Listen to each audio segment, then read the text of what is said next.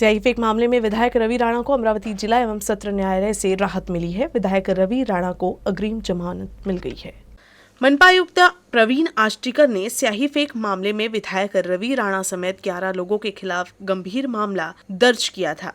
रवि राणा की ओर से उनके वकील दीप मिश्रा ने 2 मार्च को अमरावती जिला सत्र न्यायालय में जमानत याचिका दाखिल की थी। आखिरकार शनिवार को अमरावती कोर्ट ने रवि राणा को कुछ शर्तों पर जमानत दे दी है। अदालत के फैसले से राणा को बहुत राहत मिली है। रवि राणा को दिल्ली की एक अदालत ने 7 दिन की ट्रांजिट जमानत मिली थी। राणा ने अपनी अवधि समाप्त होने के बाद अमरावती अदालत में गिरफ्तारी पूर्व जमानत याचिका दायर की थी। अदालत ने उन्हें कुछ शर्तों पर अग्रिम जमानत दे दी। अब रवि राणा मुंबई बजट सत्र में भाग ले सकेंगे। आमदार रवि राणा यांच्या अटकपूर्व जामिनाकरिता आम्ही अमरावती येथे जिल्हा व सत्र न्यायालयासमोर ॲप्लिकेशन दाखल केलं होतं। त्याच्यामध्ये पोलिसांचा आणि सरकारी वकिलांचा जबाब दाखल झाला होता आणि त्यानंतर तब्बल 2.5 तास त्याच्यामध्ये सुनावणी झाली आणि आज सन्माननीय न्यायालयाने त्याच्यामध्ये आदेश दिलेला आहे आणि आमदार रवि राणा यांचा अटकपूर्व जामीन मंजूर केलेला आहे। त्याच्यामध्ये प्रमुख अटी ज्या आहेत त्या म्हणजे आम्ही तपासात सहकार्य करावं आणि महत्त्वाचं म्हणजे आयोगना त्यांनी डायरेक्शन दिले आहे की जेव्हा त्यांना आमदार राणांना इंटरोगेट करायचं आहे तेव्हा त्यांनी रायटिंगमध्ये ॲडव्हान्समध्ये त्यांना नोटीस द्यावी, ह्याच प्रमुख अटी आहेत। त्यांनी कोणते म्हणजे रेग्युलर अटी आहेत ज्या नेहमीच राहतात, त्यांनी व्हाईस सॅम्पल स्वतःचं द्यावं, ही एक प्रमुख अट आहे त्याच्यातली। छत्रपती शिवाजी महाराजांच्या पुतळ्यावरून जे अमरावतीला राजकारण झालं त्यामध्ये मनपा आयुक्त यांनी खोटा रिपोर्ट माझ्या नावाचा देऊन 307 सारखा गंभीर गुन्हा मी दिल्लीमध्ये असताना माझ्यावर दाखल केला। अमरावतीच्या सीपी आरती सिंग यांनी काही नेत्यांना खुश करण्यासाठी अमरावतीच्या पालकमंत्री, गृहमंत्री आणि मुख्यमंत्री यांच्या सांगण्यावरून 307 सारखा गंभीर गुन्हा माझ्यावर दाखल केलेला आहे। मी न्यायालयामध्ये गेलो, न्यायालयाने मला विश्वास होता, न्यायालयाने त्या ठिकाणी मला न्याय दिला, एंट्रीसाठी बेल दिली आणि मी सोमवारी अधिवेशनामध्ये जाणार आहे आणि आष्टीकर मनपा आयुक्त आणि पोलीस आयुक्त आरती सिंग या दोघांवरील निलंबनाची कारवाई झाली पाहिजे। विधानसभा अध्यक्षांना मागणी करील, आवाज उचलील आणि अशा प्रकारचा खोटा गुन्हा दाखल केला या संदर्भात यांच्यावर कडक कारवाई झाली पाहिजे अशी मागणी मी विधानसभेमध्ये आवाज उचलून मागणार आहे। अमरावती जिला परिषद में ठेकेदारों से डिमांड ड्राफ्ट के रूप में अतिरिक्त जमानत राशि का भुगतान नहीं करने और निर्धारित समय के भीतर बिलों का भुगतान नहीं करने पर निर्माण विभाग के एक इंजीनियर को निलंबित कर दिया गया है। जांच कमेटी ने 84 ठेकेदारों को नोटिस जारी कर 7 दिन के भीतर जवाब देने का निर्देश दिया है। जिला परिषद के निर्माण का ठेका देने से पहले ठेकेदार से अतिरिक्त राशि जमा करना जरूरी है। साथ ही बिल का काम सौंपने से पहले बिल की राशि की जमानत राशि निर्माण विभाग में जमा करानी होगी और निर्धारित समय के भीतर इसका भुगतान करना होता है। इन सभी राशियों को डीडी फॉर्मेट में जमा करना होता है, लेकिन इसके बावजूद ठेकेदारों द्वारा ऐसा कोई डीडी स्वीकार नहीं किया गया है। जांच में जिला परिषद के ऐसे 103 कार्यों में अनियमितता पाई गई है। अतिरिक्त जमा 1,77,00,000 रुपए और बिल 97 लाख रुपए है। इस राशि का भुगतान नहीं होने से निर्माण विभाग में कुल 2,74,00,000 रुपए जमा होने की संभावना थी, लेकिन पिछले 2 साल से ये राशि नहीं ली गई है। इसीलिए जिला परिषद अध्यक्ष बबलू देशमुख ने इस मुद्दे को स्थायी समिति की बैठक में पेश करने के बाद जांच के आदेश दिए थे। जिला परिषद के मुख्य कार्यकारी अधिकारी ने मामले की जांच के बाद स्पष्टीकरण मिलने के बाद निर्माण विभाग के शाखा इंजीनियरों को निलंबित करने का आदेश जारी किया है। एक 7 सदस्य चौकशी समिती नेमण्यात आला होता। त्याच्यामध्ये त्यांनी कारण दाखवा नोटीस बऱ्याच लोकांच्या विरोधात त्यांनी निर्गमित केलेला आहे। त्याच्या व्यतिरिक्त याच्यामध्ये एक संबंधित शाखा अभियंता त्यांना पण निलंबन करण्यात आलेलं आहे। बाकीचे जे काही विषय आहे त्याच्यामध्ये लवकरात लवकर अंतिम रिपोर्ट सादर करण्याबाबती ॲडिशनल सीओंना पण सूचित करण्यात आलेलं आहे, जेणेकरून लवकरात लवकर कारवाई होईल। सध्या जे अंतिम अहवाल आहे हे अपेक्षित आहे। आता पूर्णपणे जे अंतिम अहवाल ची तयारी सुरू आहे, तो जेव्हा ॲडिशनल सीओंच्या मार्फत अंतिम अहवाल येईल तेव्हा अंतिम कारवाई होईल। जोपर्यंत अंतिम अहवाल येत नाही तोपर्यंत सांगता येत नाही नेमकी काय काय करायचंच आहे, पण आता त्वरित करण्याकरिता आता सदर कमिटींना आदेश देण्यात आलेला आहे. इस मामले में अभी कई और अभियंता के ऊपर कार्रवाई की तलवार लटकी हुई है। वहीं इस मामले में जांच कमेटी के 84 ठेकेदारों को नोटिस जारी कर 7 दिन के भीतर जवाब देने का निर्देश दिया है। अमरावती जिले के मोर्शी तहसील के रितपुर में वार्ड क्रमांक 6 में डॉक्टर बाबा साहेब आम्बेडकर की प्रतिमा के अपमान करने के मामले में अज्ञात आरोपी के खिलाफ शिकायत दर्ज किया गया है। इस घटना के बाद गांव में तनाव भी हो गया है। हालांकि बाद में पुलिस की मदद से शांति बहाल की गई। अमरावती जिले के मोर्शी तहसील के शिरखेड़ पुलिस थाना अंतर्गत रिद्धपुर गांव में भारतीय संविधान के शिल्पकार डॉक्टर बाबा साहब अम्बेडकर की प्रतिमा का अनादर किए जाने से गांव में तनाव का माहौल था। कुछ असामाजिक तत्वों की हरकत से गांव में रहने वाले अम्बेडकरी विचारधारा के लोगों में काफी नाराजगी है। इस घटना के निषेध में रास्ता रोको आंदोलन से स्थिति और भी बिगड़ गई थी। बाद में पुलिस ने मोर्चा संभाला और स्थिति को नियंत्रित किया। उपविभागीय पुलिस अधिकारी शैलेश पांडे समेत बड़ी संख्या में पुलिसकर्मी गांव में तैनात रहे और ग्रामीणों को समझाकर स्थिति को सामान्य किए। इस मामले में पुलिस ने अज्ञात शख्स पर मामला दर्ज किया है। सुरुवातीला सर्व प्रशासन महसूल आणि पोलीस प्रशासनाचे वरिष्ठ अधिकारी तिथले इंचार्ज API उपविभाग पोलीस अधिकारी उपविभाग दंडाधिकारी तहसीलदार हे सर्व गेले. त्यांनी तिकडच्या जमाव जे आपले दलित बांधव होते त्यांना काही कायदा सुव्यवस्था हातात घेऊ नये असं त्यांनी आवाहन केलं. परिस्थिती त्यांनी नियंत्रणात आणली. तिथे लोकांना समजावून सांगितले. त्यानंतर संबंधित पुतळ्याची पूजा करण्यात आली विधिवत. तिथे बनतेजी उपस्थित होते आणि आरोपी लवकरात लवकर सदरचं कृत्य करणाऱ्या आरोपीला अटक करण्यात येईल असं त्यांना तिथल्या बौद्ध बांधवांना सांगितलं आणि लोकांनी तिथल्या रिद्धपूरमधल्या ग्रामस्थांनी चांगले सहकार्य केले. जिल्ह्यात कुठेही याच्या प्रतिक्रिया उमटल्या नाहीत. विदर्भ में सिंचाई परियोजना का काम आगे नहीं बढ़ने से नाराज विदर्भ बलिराजा प्रकल्पग्रस्त संघर्ष समिति के नेतृत्व में अमरावती के जिलाधिकारी कार्यालय के बाहर आंदोलन किया गया। इन आंदोलनकर्ताओं का कहना है कि विदर्भ में सिंचाई परियोजनाओं की कमी की वजह से किसान काफी परेशान हैं। खेती के लिए सिंचाई के साधन का होना बहुत जरूरी है, लेकिन अभी भी विदर्भ में सिंचाई के साधन कम हैं। महाराष्ट्र में सिंचाई सुविधाओं का निर्माण करते समय सरकार ने पश्चिमी महाराष्ट्र को प्राथमिकता दी है, जिससे विदर्भ में सिंचाई प्रकल्प की कमी है, जिससे विदर्भ में सिंचाई का बड़ा बैकलॉग था। हालांकि सरकार बैकलॉग को पूरा करने के लिए 150 से अधिक सिंचाई परियोजनाओं को मंजूरी दी, लेकिन इन परियोजनाओं का काम आगे नहीं बढ़ने से किसानों को कोई लाभ नहीं मिल रहा है। इसी मांग को लेकर अमरावती में जिलाधिकारी कार्यालय के बाहर आंदोलन किया गया। 2006च्या सरळ खरेदीच्या GRच्या अंतर्गत त्यांनी जवळपास 15 ते 16 हजार हेक्टर क्षेत्र घेतलं अत्यंत कवडीमोल दरानं. त्या शेतकऱ्यांना 2013च्या कायद्यानुसार मोबदला वाढीव मोबदला देण्यात यावा. दुसऱ्या क्रमांकाची मागणी आहे की ज्या प्रकल्पग्रस्तांना शासकीय सेवेत सामावून घेण्यासाठी 5% आरक्षण आहे शासनाच्या धोरणामध्ये, त्या आरक्षणाची अंमलबजावणी झाली नाही. म्हणून ते आरक्षणाअंतर्गत नोकऱ्या देणं शक्य नसेल तर आरक्षण 15% करण्यात यावं. 15% आरक्षणामध्ये जर शासनाला नोकऱ्या देणं शक्य नसेल तर त्या प्रकल्पग्रस्ताला प्रमाणपत्रधारकाला किमान 20 लाख रुपये एक मुक्त रक्कम देण्यात यावी, जेणेकरून तो त्याचा उदरनिर्वाह व्यवस्थित करू शकेल. यूक्रेन के खार्किव में फंसी छात्रा नेहा लांडगे सकुशल घर लौट गई है। नेहा अमरावती जिले के वरुड़ की रहने वाली है। यूक्रेन और रूस में इस समय युद्ध चल रहा है। रूस ने 24 फरवरी को यूक्रेन के खार्किव में बम हमला किया था। कई भारतीय छात्र मेडिकल की पढ़ाई के लिए खार्किव में रहते हैं। नेहा लांडगे भी वहीं रहती थी। नेहा ने बताया कि जब रूस ने खार्किव पर हमला किया तो नेहा ने देखा कि एक मिसाइल उसके ऊपर आ रही है। सौभाग्य से मिसाइल में विस्फोट नहीं हुआ, इसीलिए वो बच गए। उसने कहा कि जब से हमले शुरू हुए सभी भारतीय छात्र समूहों में रहने लगे। भारतीय छात्र हमले से बचने के लिए 1 मार्च को ट्रेन से पोलैंड के लिए रवाना हुए थे।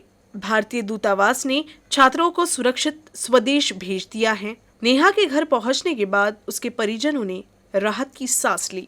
आम्ही हा डिसिजन जे निघायचा डिसिजन आम्ही घेतला, त्याच्या मागे खूप मोठं कारण होतं.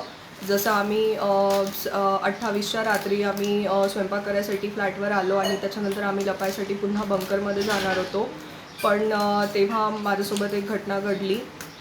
जसं मी स्वतःच्या डोळ्यांनी त्या दिवशी रात्री मिसाईल माझ्याकडे येताना बघितली खिडकीमधनं आणि तसंच आम्ही तिथनं हललो आणि लपायचा प्रयत्न केला आणि असं वाटलं की ती मिसाईल माझ्याचकडे येत आहे ना आता ती फुटणार आहे. आम्ही जस्ट काउंट करत होतो की आता फुटेल म्हणून. बट लक आमचं चांगलं की ती नाही फुटली.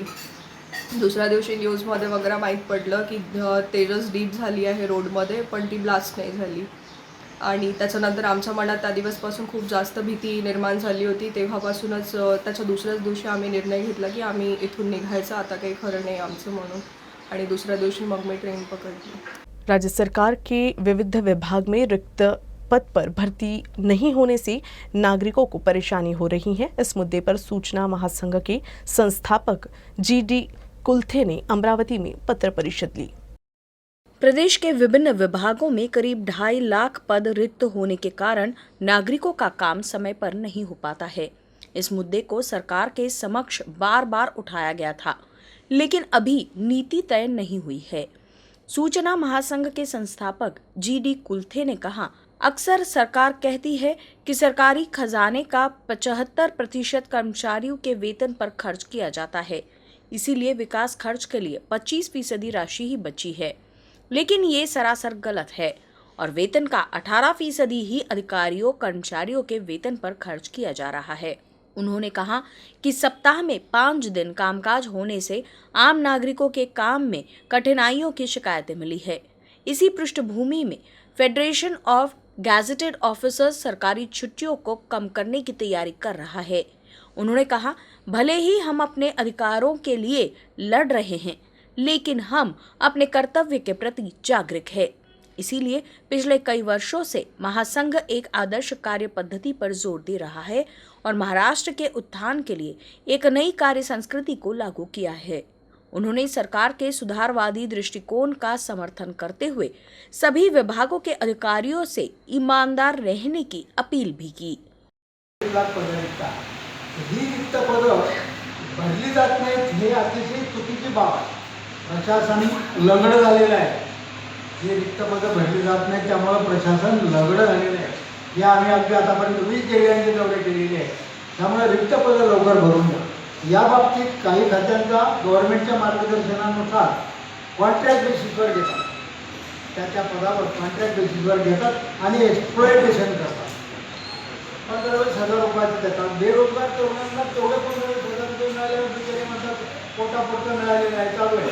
पण हे एक्सप्लॉयटेशन शासनाने तातडीनं थांबवलं पाहिजे आणि रेग्युलर वेतन श्रेणीवर त्यांना घेतलं पाहिजे. सर्व 2,500 पदं बेरोजगार तरुणांमधून भरली पाहिजे आणि त्यांना रेग्युलर वेतन दिलं पाहिजे. तुटपुंज वेतन देऊ नये, आपलं वेतन देऊन एक्सप्लॉयटेशन करू नये. अमरावती जिले में नाफेड ने चने की खरीद शुरू कर दी है। पूर्व विधायक वीरेंद्र जगताप ने चांदूर रेलवे तहसील में नाफेड के चना खरीदी केंद्र का उद्घाटन किया। प्रदेश में चना उत्पादन करने वाले किसानों को इस साल अच्छा भाव मिल रहा है। बाजार में चने की फसल 4,700 रुपए प्रति क्विंटल तक बिक रही है। हालांकि सरकार की नाफेड खरीद 5,230 रुपए प्रति क्विंटल है। अमरावती के चांदूर रेलवे तहसील के नाफेड द्वारा चने की खरीदी शनिवार को शुरू हो गई। चना खरीदी केंद्र का उद्घाटन पूर्व विधायक वीरेंद्र जगताप ने किया। इस दौरान किसानों का स्वागत किया गया।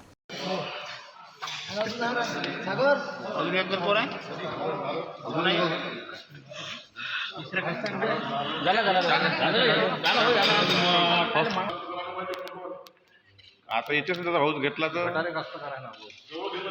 दुसरं रेल्वे व दामणगाव रेल्वे खरेदी विक्री संघामार्फत काल आणि आज 5,230 रुपये प्रति क्विंटल दराने चना खरेदी सुरू केलेली आहे. मार्केटमध्ये 44 ते 85 भाव असल्यामुळे शेतकऱ्याचं 700 ते 800 रुपये प्रति क्विंटलचं नुकसान होत होतं. म्हणून चांदूर रेल्वे खरेदी विक्री आणि दामणगाव खरेदी विक्री संघाच्या माध्यमातून शेतकऱ्यांचं नुकसान कमी करण्यासाठी तातडीनं ही आम्ही हरभरा खरेदी सुरू केलेली आहे. त्यामध्ये शेतकऱ्यांचा मोठ्या प्रमाणावर फायदा होईल आणि त्यांना तातडीनं पैसे मिळतील अशी व्यवस्था आम्ही करणार आहोत. अमरावती जिले के रायपुर चिंचखेड़ा के नागरिकों ने सड़क किनारे लगी झाड़ियों को काटने की मांग की है। भातकुली तहसील में वाकी रायपुर चिंचखेड़ा रोड बहुत व्यस्त है। इस सड़क के दोनों ओर कटीली झाड़ियां उगने से छोटे बड़े हादसे हो चुके हैं। इसीलिए ग्रामीणों ने मांग की है कि लोक निर्माण विभाग इस ओर तत्काल ध्यान दे और इस सड़क के किनारे कटीली झाड़ियों को काटा जाए। मारुती ढोक वाकी रायपूर इथला रहिवासी असून इथे जो हा मार्ग जो आहे वाकी रायपूर ते चिचखेडा, हातखेडा आणि आष्टी आणि शाटकड असलेला हा अमरावती या मार्गावरून दिवसभरातून असे काही मोठे मोठे वाहनं चालतात आणि छोटे मोठे आणि शेतीचे रस्ते लागून असल्या कारणाने इथे फार दरवळ चालू आहे आणि आजूबाजूने बाबुळे इतके मोठे वाढलेले आहे, स्वतः टू व्हीलरसुद्धा जाऊ शकत नाही आणि गेल्या तर तो कुंपामध्ये जाऊ शकते. अधिक 2-3 असे मोठे मोठे ॲक्सिडेंट झालेले आहे आणि किरकोळ पण चालू आहे. तरी या बांधकाम विभागाने आणि शासनाने या रोडची दखल घेण्यात यावी, अन्यथा आम्ही वाकी रायपूर आम्ही उपोषणासुद्धा बसू शकतो. आम्ही देत आहे. आज़ादी के अमृत महोत्सव वर्ष के अंतर्गत सूचना के अधिकार अधिनियम पर अमरावती महानगर पालिका के सभी अधिकारी और कर्मचारियों के लिए कार्यशाला का आयोजन किया गया। अमरावती मनपा के अधिकारियों और कर्मचारियों को आरटीआई के बारे में अप टू डेट जानकारी देने के लिए डॉक्टर बाबा साहब अम्बेडकर हॉल में भारतीय स्वतंत्रता के अमृत महोत्सव के तहत सूचना का अधिकार अधिनियम 2005 पर एक प्रशिक्षण कार्यशाला आयोजित की गई थी। इस कार्यशाला में राज्य सूचना आयुक्त डॉक्टर विनय सिन्हा, राष्ट्रीय प्रशिक्षक अधिवक्ता राजेंद्र पांडे ने सूचना का अधिकार अधिनियम 2005 के संबंध में सभी अधिकारियों और कर्मचारियों का मार्गदर्शन किया। राज्य सूचना आयुक्त डॉक्टर विनय सिन्हा ने कहा कि लोक प्राधिकरण के काम के अधिक पारदर्शिता और जवाबदेही पैदा करने के लिए नागरिकों को जानकारी दी जानी चाहिए ताकि लोक प्राधिकरण के नियंत्रण में जानकारी प्राप्त की जा सके। सभी अधिकारियों और कर्मचारियों को सूचना का अधिकार अधिनियम 2005 का गहन अध्ययन करना आवश्यक है। कार्यशाला में उपायुक्त सुरेश पाटिल, उपायुक्त नरेंद्र वानखेड़े, मुख्य लेखा परीक्षक राम चौहान, मुख्य लेखा अधिकारी हेमंत ठाकरे, सहायक निदेशक टाउन डिजाइन आशीष उइके, पर्यावरण संरक्षण अधिकारी महेश देशमुख, नगर अभियंता रविंद्र पवार, सहायक आयुक्त योगेश पिठे, भक्ति ने भाग लिया।